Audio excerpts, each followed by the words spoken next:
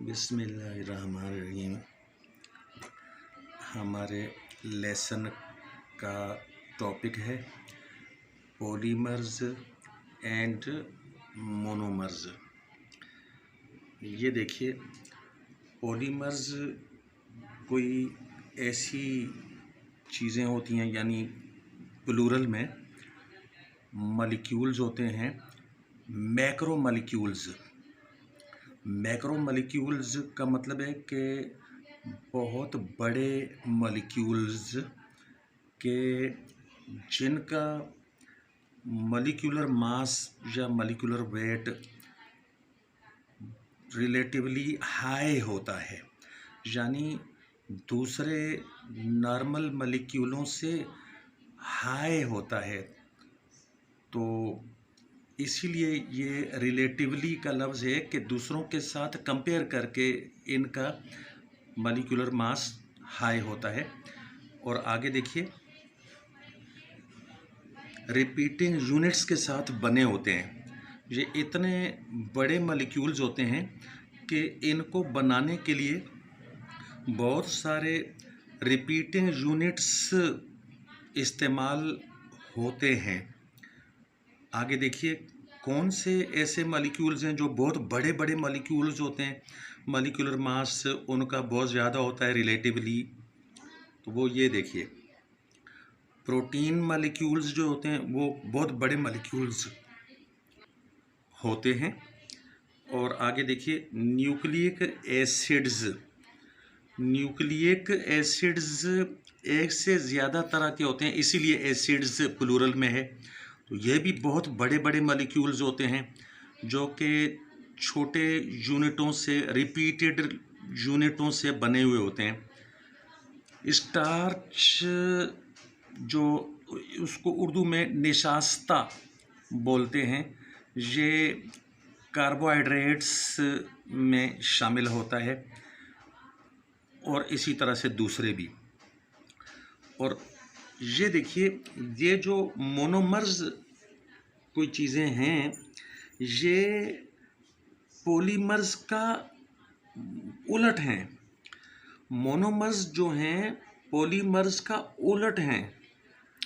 Monomers ही तो वो repeating units हैं जिनके मिलने से ये देखिए ये पॉलीमर्स बनते हैं।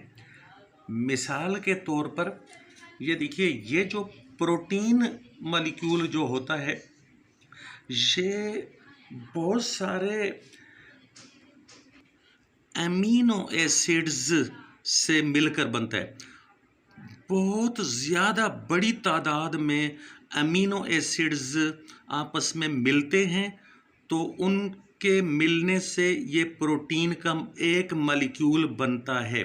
तो इसीलिए आगे ये मोनोमर्स में ये अमीनो एसिड्स वो लिखा हुआ है, मैं आगे चलकर आपको बताता हूँ। और ये वैसे मैं पढ़ देता हूँ। ये देखिए, मोनोमर्स आर माइक्रो मॉलिक्यूल्स।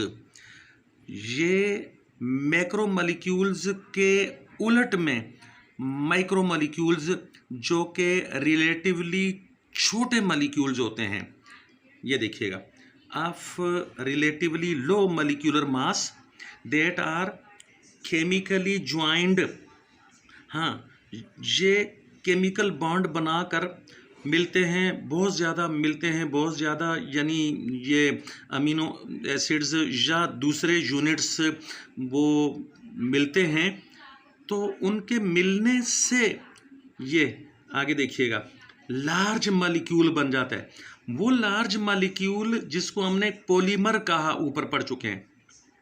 और इनकी एग्जांपल, ये माइक्रो मॉलिक्यूल्स की एग्जांपल देखें, या ये जिनको हम मोनोमर्स कह रहे हैं, एक होगा तो मोनोमर। तो ये देखिएगा, ग्लूकोज जो है मोनोमर है। बहुत ज़्यादा तादाद में ग्लूकोज के जो मॉलिक्यूल्स मिलकर ये स्टार्च बनाते हैं, तो स्टार्च जो है पॉलीमर है ग्लूकोज का। और इसी तरीके से आगे देखिएगा, अमीनो एसिड्स, बहुत ज़्यादा तादाद में अमीनो एसिड्स मिलकर प्रोटीन का मॉलिक्यूल बनाते हैं। तो इसलिए हम कहेंगे प्रोटीन जो है वो पॉलीमर है अमीनो एसिडों का। तो ये जो मोनोमर्स होते हैं वो छोटे यूनिट्स होते हैं जिनसे मिलकर एक बड़ा मॉलिक्यूल बनता है, और वो बड़ा मॉलिक्यूल जो है वो पॉलीमर होता है। इस तरह से हमारा लेसन ख़त्म हो गया।